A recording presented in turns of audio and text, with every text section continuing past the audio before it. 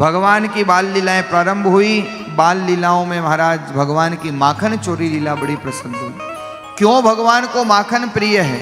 क्योंकि माखन जो है ना वो दुग्ध का सार है, और भगवान इस माखन चोरी की लीला से समझाना चाहते हैं कि जीवन में हमेशा सारग्राही बनो। जब भी अवसर मिले, अच्छी बात जहां मिले उसको ग्रहण कर लो, उसको अंगीकार कर लो, उसको स्वीकार कर लो।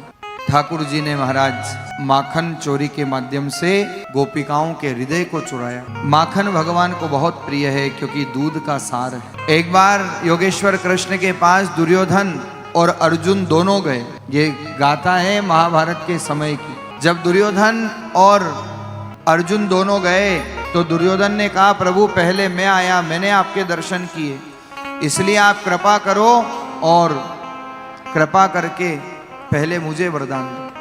भगवान ने कहा, बोलो दुर्योधन क्या चाहिए? दुर्योधन ने 23 अक्षौणी सेना मांग ली। अब भगवान ने अर्जुन की तरफ देखा और कहा, अर्जुन अब तो कुछ बचा ही नहीं, जो मांगना था दुर्योधन ने मांग लिया, अब तुम क्या करोगे? और भगवान मीठी चुटकी लेते हुए कहते हैं कि अरे अर्जुन, अब तो हार निश्चित है तेरी, तू हरदम रहता उदास। माखन तो दुर्योधन ले गया, अब तो केवल छाछ बची तेरे पास। सारी सेना तो दुर्योधन ने मांग ली, अब क्या करोगे अर्जुन? लेकिन अर्जुन भी अर्जुन थे महाराज, कन्हैया के पक्के शिष्य थे। अद्भुत भाव अर्जुन के अंदर था। अर्जुन कहते हैं, प्रभु मैं जानता हूं, लेकिन मैं भी आपका दास हूं, मैं भी आपका शिष्य हूं। और अर्जुन ने कहा, प्रभु जीत निश्चित है मेरी, दास नहीं रहता उदास। जीत निश्चित है मेरी, दास नहीं रहता उदास। अरे माखन लेकर के मैं क्या करूं, जब माखन चोर मेरे पास, जब माखन चोर मेरे पास। प्रभु मुझे तो आपका सहारा चाहिए, मुझे तो आप चाहिए। सारी दुनिया एक तरफ हो और आप मेरी तरफ हो तो मुझे क्या चाहिए? अर्जुन ने उत्तर दिया, जीत निश्चित है मेरी, दास नहीं रहता उदास। भगवान का जो दास है महाराज वो उदास नहीं रहता, क्योंकि हर परिस्थिति को भगवान की कृपा मान करके, भगवान की इच्छा मान करके स्वीकार कर लेता है। जीवन में अनुकूल घटता है तो भगवान की कृपा है, और जीवन में अगर प्रतिकूल घटता है तो हरि की इच्छा है, भगवान की इच्छा है। इसी को मान करके जो जीवन जी ले वही भगवान का दास है, वही भगवान का भक्त है, वही जीवन जीने का अधिकार। इसलिए महाराज जीवन का वास्तविक धन है ना वो प्रसन्नता है। जीवन में आपको बहुत कुछ मिल जाए, सब कुछ आपको प्राप्त हो जाए, लेकिन मन अगर प्रसन्न नहीं है तो सब धूल है महाराज। गोधन गज धन वारी धन और रतन धन खान, जब आवे संतोष धन सब धन धूल समान। जब संतोष धन आता है तो सब धन धूल कहलाता। आपको अच्छा पद मिल जाए, प्रतिष्ठा मिल जाए, वैभव मिल जाए, खूब धन मिल जाए, लेकिन आपका मन अगर अंदर से प्रसन्न नहीं है तो सब होने के बावजूद सब बेकार है। इसलिए पुराने लोग कहते थे, मन चंगा तो कठौती में गंगा।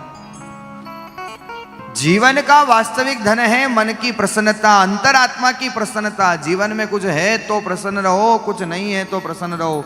कभी सुख है तो आनंद करो, कभी दुख है तो उसको भी भगवान की कृपा मान करके जो है उसको स्वीकार करो। यही महाराज जीवन जीने की कला है। और जो हर परिस्थिति में प्रसन्न रहे वही तो भगवान का भक्त। क्योंकि भगवान स्वयं कहते हैं, अवश्यमेव भोक्तव्यम कृतम कर्म शुभाशुभम न क्षीयते कर्म कल्प कौटि शतेरपि। जीव को अपने द्वारा किए गए कर्म अपकर्म का फल तो भोगना पड़ता है। हर जीव अपना अपना प्रारब्ध लेकर के आया, और फिर महाराज होना वही है जो उसको मंजूर है।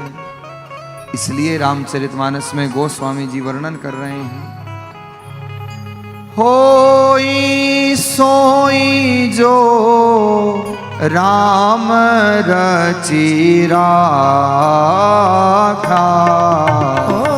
होई सोई जो राम रचि राखा। काकर तरक बढ़ावहि साखा।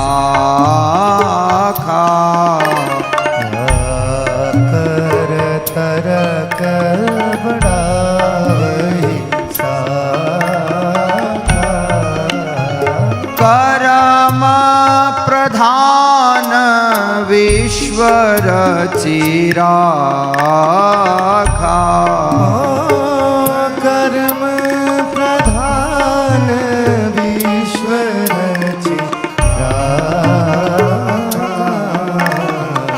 जो जस करहि सो तस फल चाखा जो जस करहि सो तस फल चाखा। सभी गाइए भाव से तालियों की सेवा करते हुए।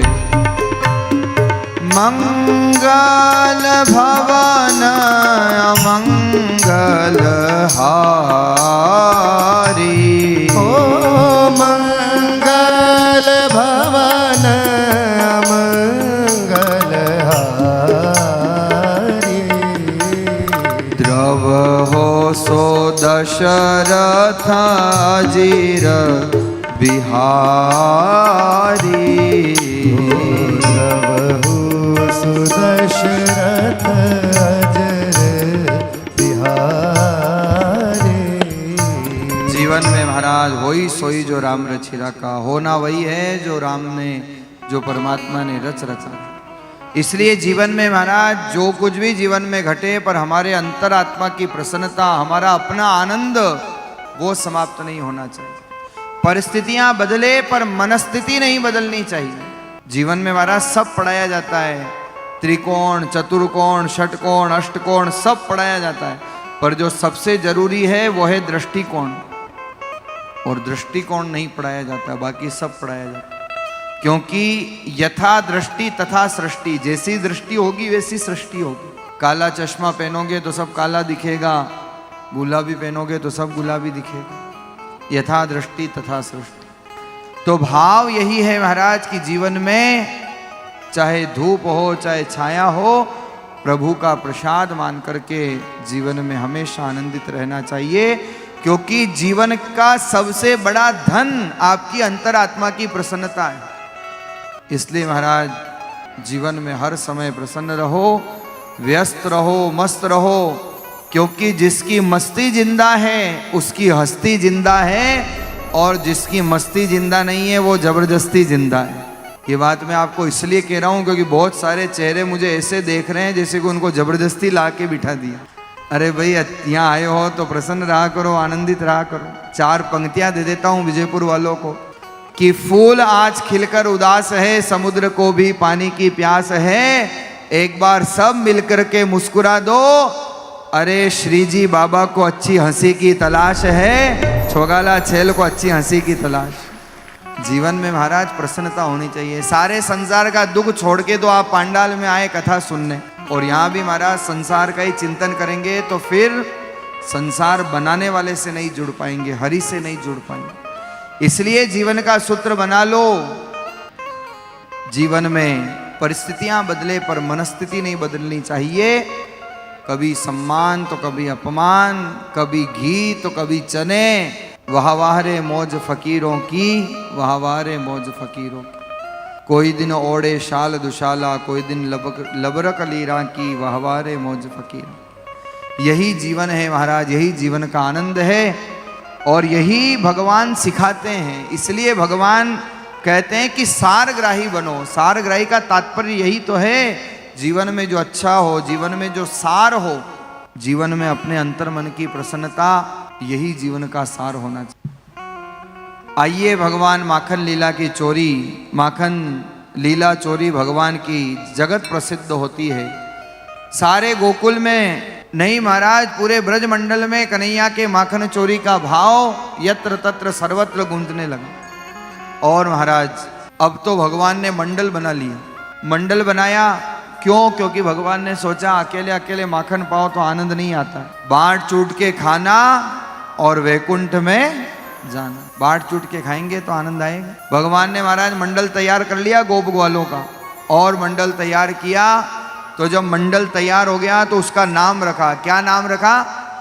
चौर्य विद्या प्रसार मंडल, जहां पर चोरी करना सिखाया जाता था। हाँ, भगवान कन्हैया को एक उपमा और लगती है, चोराणाम अग्रगण्यम। इसलिए महाराज ये चोरों के भी सरदार हैं। भगवान ने नाम रखा चौर्य विद्या प्रसार मंडल। और महाराज प्रेसिडेंट बन गए भगवान खुद, गोप ग्वालों को इकट्ठा कर लिए। प्रेसिडेंट इसलिए बनाया जाता है ताकि कोई एक्सीडेंट न हो। भगवान खुद प्रेसिडेंट अध्यक्ष बन गए मंडल के। गोप ग्वालों से कहा चलो थोड़ी मिट्टी लियाओ, रेत लियाओ, थोड़े गोखरू के कांटे लियाओ, लकड़ी लियाओ। गोप ग्वालों ने कहा कन्हैया इन सब का क्या करना है? कन्हैया ने कहा माखन चुराने जाएंगे तो गोपिकाएं लड्डू थोड़ी देगी, ये तो मारने दौड़ेगी, और जब मारने दौड़ेगी तो अपन कभी कांटे बिखेर देंगे, कभी रेत आंख में झोंक देंगे।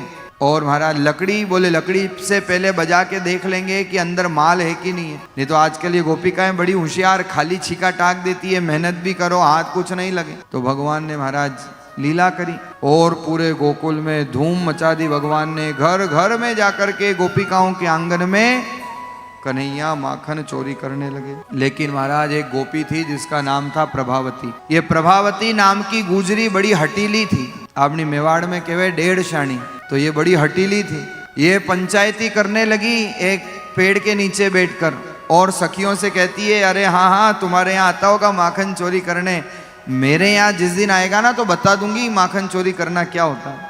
अब महाराज भगवान का भी सीबीआई तंत्र इतना मजबूत, प्रभावती का तो कहना हुआ और कन्हैया को सूचना मिल गई कि वो फला गोपी ऐसा ऐसा कह रही थी।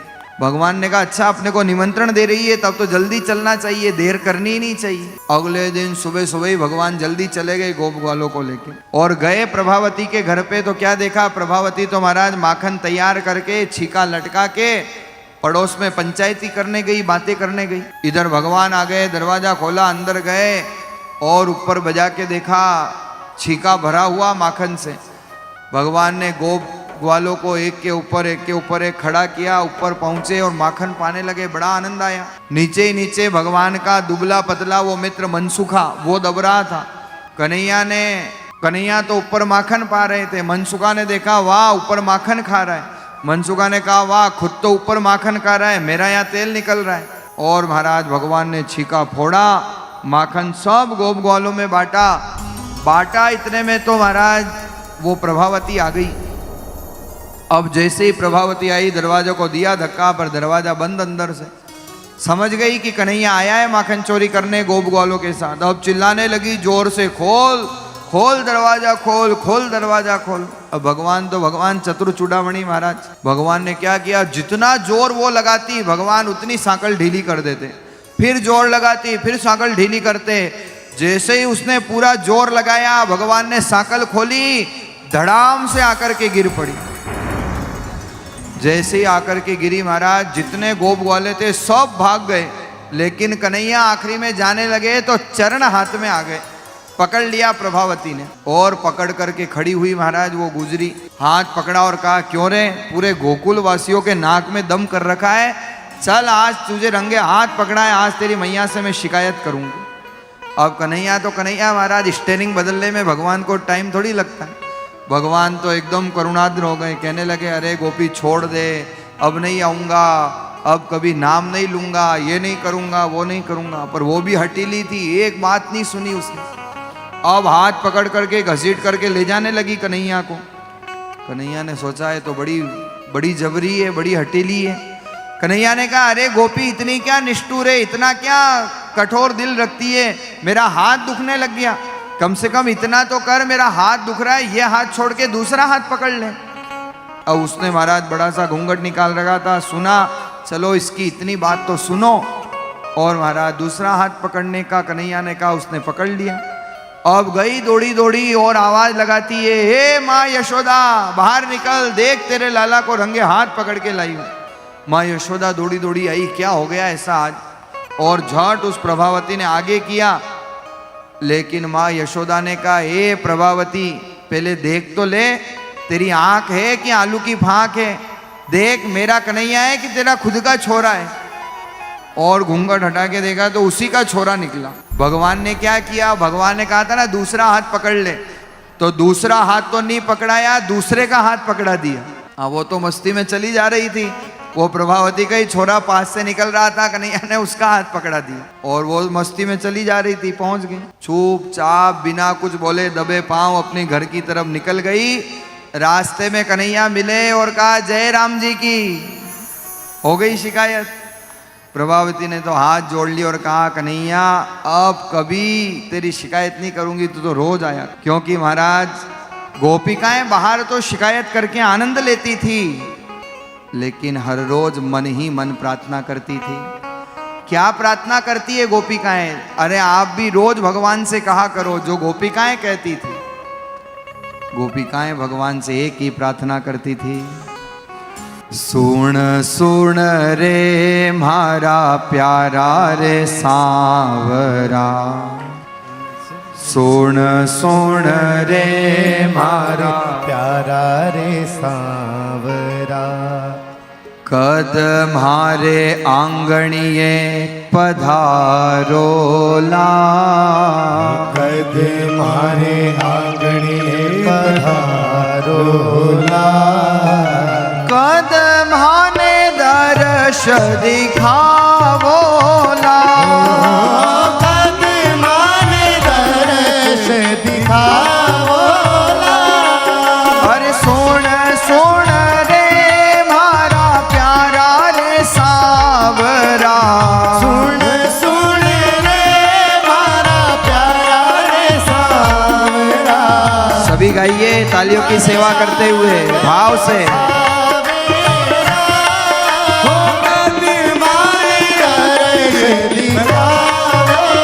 सभी गाइए तालियों की सेवा करते हुए।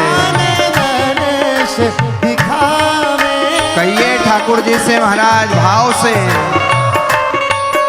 अरे सोन सोन रे म्हारा प्यारा रे सांवरा, सुन सुन रे मारा प्यारा रे सांवरा, कद मारे आंगणिये पधारोला, कद माने दर्श दिखावोला, कद मान दर्श दिखावोला।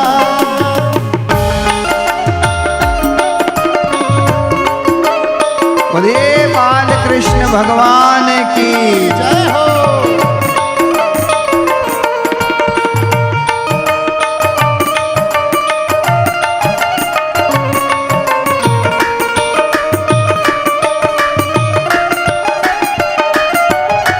सांवरी सूरत थारी लागे प्यारी, सांवरे सूरत थारी लागे प्यारी, गल विजयंती माला न्यारी, गल में जलते माला न्यारी, कद थारी अरे कद थारी, कद थारी झांकी दिखावोला, कद मान दर्श दिखावोला, कद मान दर्श दिखावोला।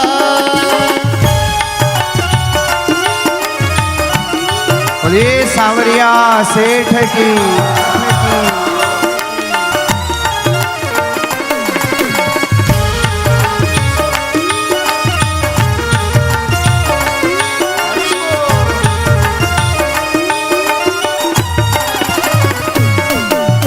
सुन सुन रे म्हारा प्यारा रे सांवरा, सुन सुन रे मारा प्यारा रे सांवरा, कद मारे आंगन आवोला, कद मारे दर्श दिखावोला, कद मारे दर्श दिखावोला, कद मारे दर्श दिखावोला, कद मारे दर्श दिखावोला, कद मारे